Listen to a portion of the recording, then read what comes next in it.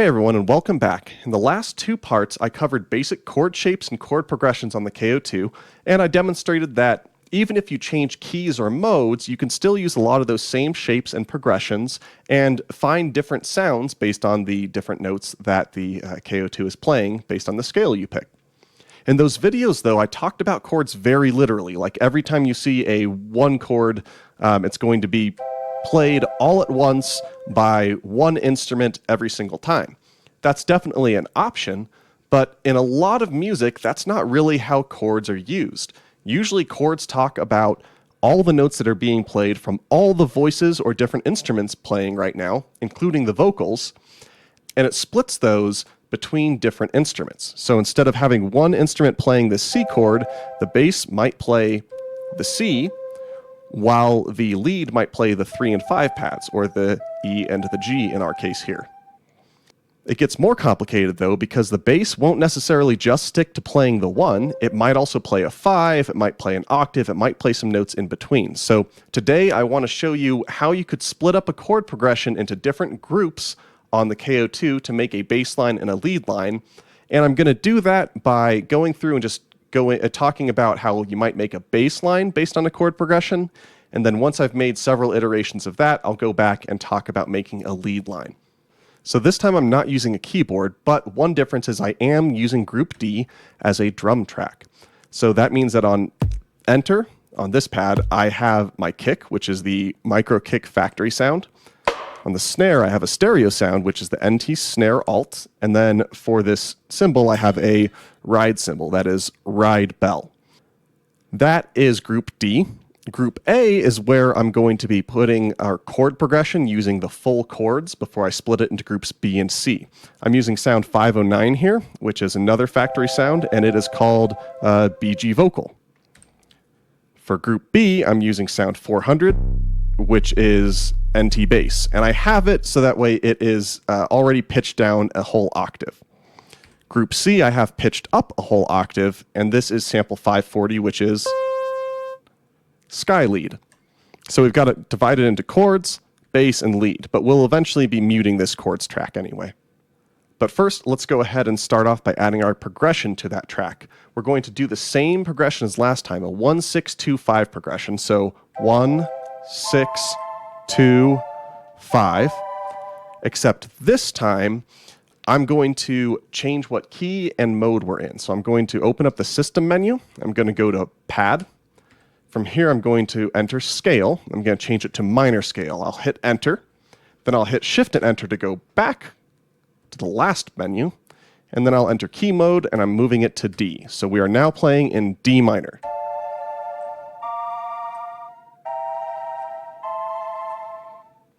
So let's enter those 4 chords at the beginning of each of our 4 bars. So here's our 1 chord.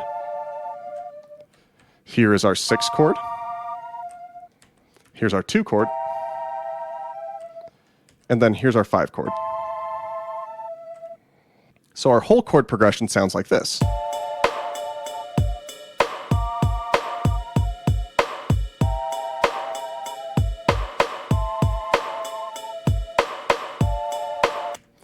So what I'm going to do is I'm going to copy this pad and this pattern. I'm going to copy this group's pattern to Group B for right now. And so the way I'll do that is I'm going to hold shift and hit copy and copy. So it says pattern up there. This only works in main mode. And then because this is only playing sound from pad 7 and these have sounds attached to pad 7, I can just paste it right here on B. And now we have that same pattern over here. For right now, I'm going to keep A unmuted, and it's just going to keep playing the chords, but I will add a bass line on B. So the way I'm going to do that for right now is I'm actually just going to go back and I'm going to remove every note that isn't the root note of that chord. So I'll remove everything but the 1, remove everything but the 6, remove everything but the 2, and then remove everything but the 5. And so now we have this very much as our bass line.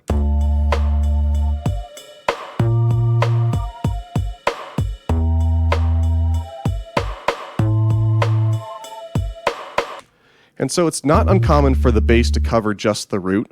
Rhythmically, though, it usually emphasizes the 1 and the 3, or kind of always emphasizes the 1, almost always, and sort of plays around with the 3 sometimes. So what I'll do is for this next iteration, I'm just going to play it on the 1 and the 3, beats 1 and 3 of every bar.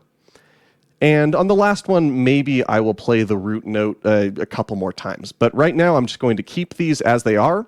And as the sequencer's going, I'm just going to repeat the last pad that was hit a few times. So let's give this a try.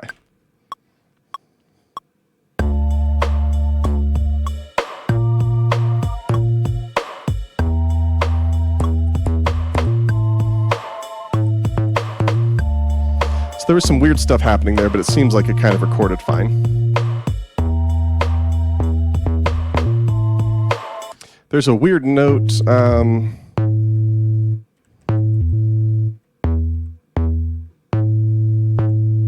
Yeah, I don't know what's happening there, but something weird's happening.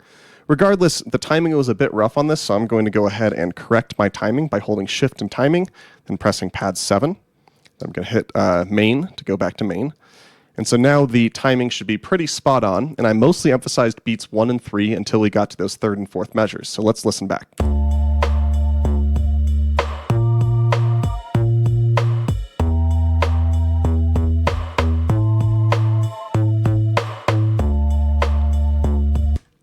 Okay, so that is the next iteration of our bass line. The next thing I want to talk about, though, is, like I said, you don't just have to play one note. You don't only have to play the root note here. And so what I'm going to do is I'm actually going to go ahead and commit this scene.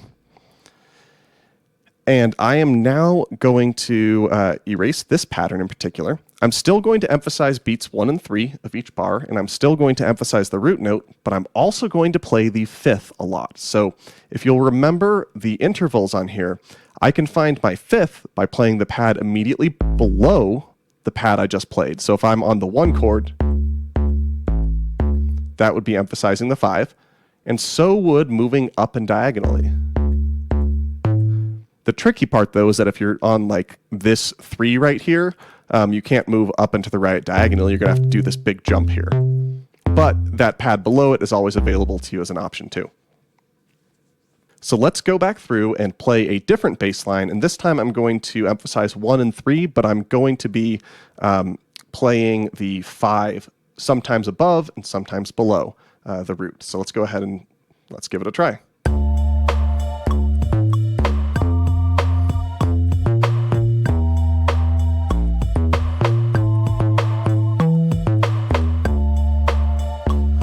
I, once again, don't trust my timing, so I'm just going to correct all of it right there. And we have a different bass line, right?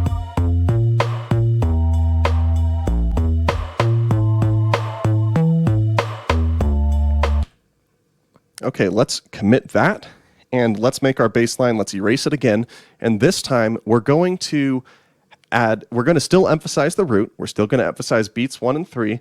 At this point, though, I'm also going to add some notes that are adjacent to the root note. So in the case of the 1, I'll still play my pad immediately below it and to the top right. Those are both my 5ths, but I'll also play this 2, and I might play this enter pad as well, just because they're right next to the root of the chord. So for 6, that would be playing the 5th down here, but also playing this 7 and playing this 5 because they're adjacent to the root. That won't always work, but it's a good thing to try out if you're not sure what else to try for a bass line. So let's go ahead and give that a try now.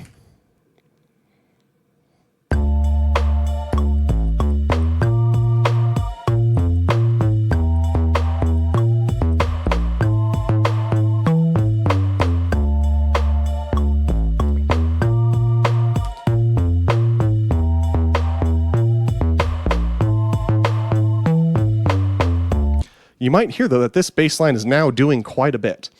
And this was intentional on my part. So my goal here was to build up the bass line and then talk about how to build up a lead line. And we're going to start off by making the lead as simple as possible and just outlining the other notes of the chord because the bass already is so incredibly active. So I'm going to use a similar sort of visualization concept as I did before and really think about these chord shapes, and then I'm going to think about playing all the notes of the chord, but I'll skip what I know the root to be. So I'm just going to make it probably just play almost a simple sort of arpeggio in a way. Let's give this a try. I don't really have anything specific planned here, so apologies if it's horrible.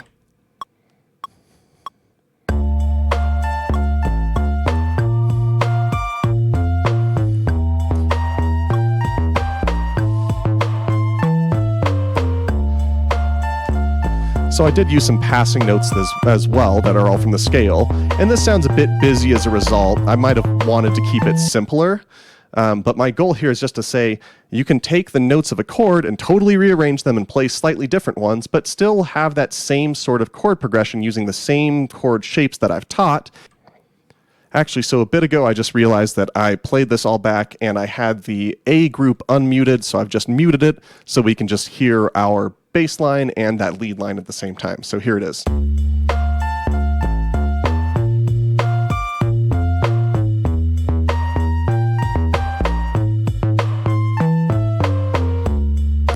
Okay, so not a work of art, but at least you can kind of hear it's pretty busy. But let's move on to, let's go back to scene 4, where the bass was still playing the root notes, emphasizing the 1 and the 5, and it added in the 5th, but it didn't have all those notes in between. So I think I may have, in a past take, just put stuff here, so let me erase that first. So now I'm going to go back and add in a lead line that plays all the chord tones. And by the chord tones, I mean literally all the notes in all the chords that we're using. So it's just going to emphasize playing all of those.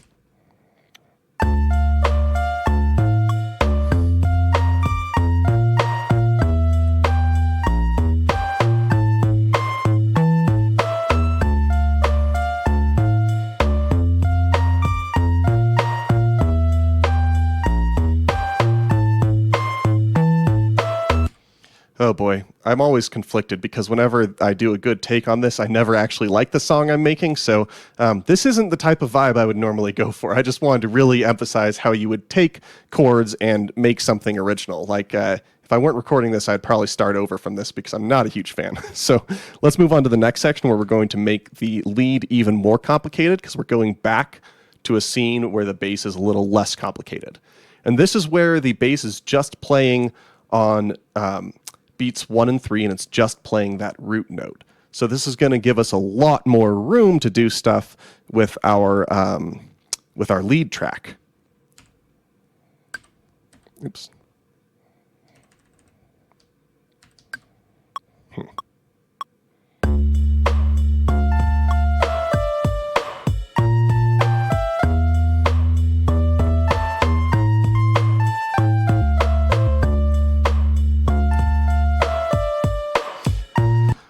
Timing's rough, so I'll correct it there. Oops, I accidentally committed this, whatever.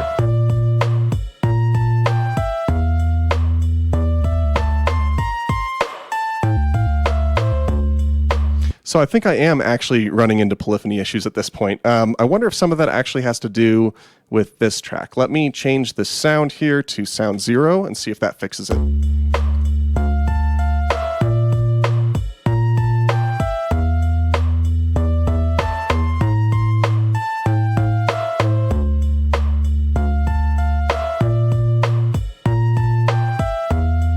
Okay, so that actually sounds more interesting, and so I think I just get a bit confused sometimes if the bass is too complicated. It gets trickier for me to be able to add in a lead, but when the bass is simpler, I think it's a little bit easier. So you can still use these same concepts of splitting up a chord and a chord shape between different groups, but the simpler you keep the bass, the more you can do with the rest of the song, and the simpler you keep the rest of the song, the more you can do with the bass. So there's kind of a trade-off there when it comes to arrangement.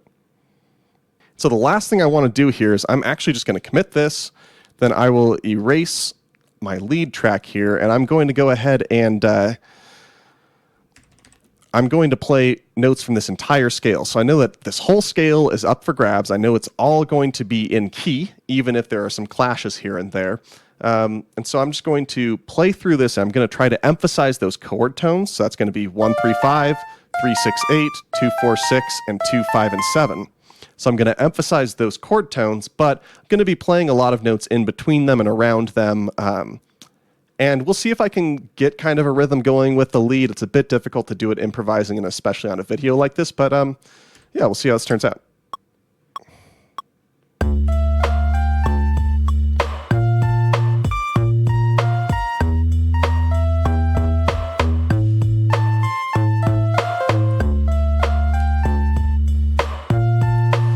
So my goal is to have it sound just like a little bit more of a smooth transition between each chord.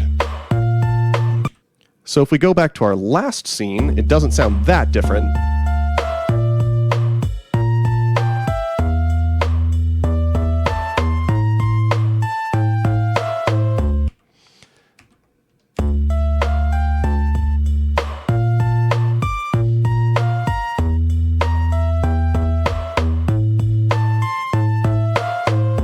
But now that we've put different notes into each of these bars, does that change the chord that's being played? And the answer to that is most likely yes. And this can definitely happen depending on which notes the lead and the bass are playing. For example, if as a passing note, you happen to, let's say that we were on this 6 right here. If I'm playing my lead and I happen to play, well, I played that 5, and that's just before my root. So you might then argue that this is a 7th chord I'm playing right there.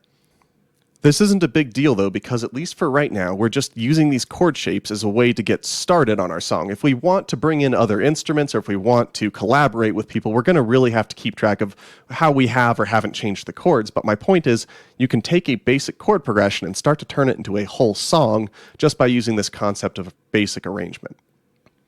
The last thing I want to talk about is bringing in part of that first video again and talking about taking our chord progression and changing, basically changing the whole thing. So I'm going to commit this, and then I'm just going to erase all of my groups for right now. And so right now, on this track, let's bring the sound back up. What if we wanted to take our chord progression and do a bit more of an advanced version? And I've already worked this out before the video, so I'm not just improvising this, but let's say that our first chord is just a 1, 3, and 5. Oops, I had set this to sound 0, didn't I? Was it that? Okay, yeah, so on 1, I had 1, 3, 5. On 2, let's play a 7th chord instead. So I'm going to play 3, 5, 6, and 8. Oops, I might have screwed that up, so let's add that. On this 3rd chord, I'm going to play 0, 1, 2, and 4. So a similar sort of shape, this kind of clustered 7th chord. Then for the last chord, I'm going to play a 5th, but I'm going to play it like a 7th chord. So I'm going to play this enter, and then I'm going to play 2, 5, and 7. So it'll sound like this.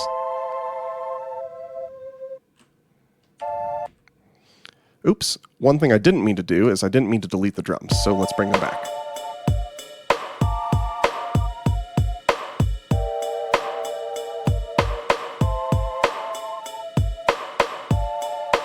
So let's use the same thing, the same basic process as before. Let's go ahead and go to main, and then I'm going to copy this pattern. I'm going to paste it here, and I'm going to paste it on C as well. I'm going to, oops, oh my gosh. I'm going to mute group A, and then for group B, I'm going to erase everything but those root notes.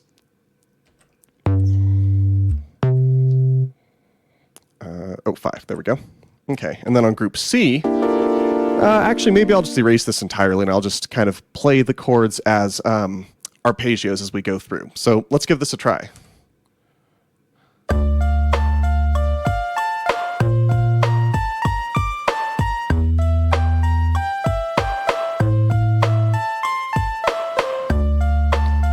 So I accidentally played some extra notes there, but it sounded okay enough, right?